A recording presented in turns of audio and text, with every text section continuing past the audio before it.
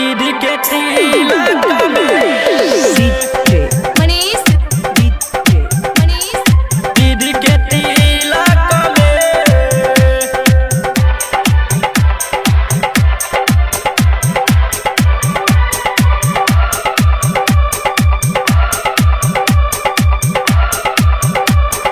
गनी दीदी के तिलक में उहाँ एगो माला भेटाई।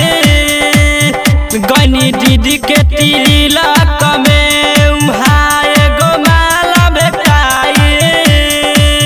हमारा दीदी के छोटा की ननदी से आँख चार भइल। गनी दीदी के तिलक में उहाँ एगो माला भेटाई। गनी दीदी के तिलक में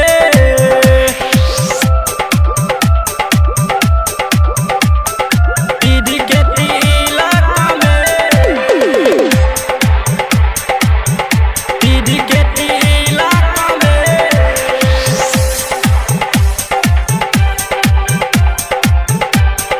गनी दीदी के तिलक में मोटो पातर बिया तनी सावरे हो मलाई भरल बा अंगे अंगे हो मलाई भरल बा अंगे अंगे हो। मोटो पातर बिया तनी सावरे हो मलाई भरल बा अंगे अंगे हो।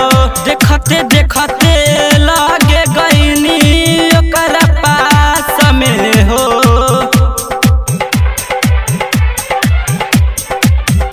गनी दीदी के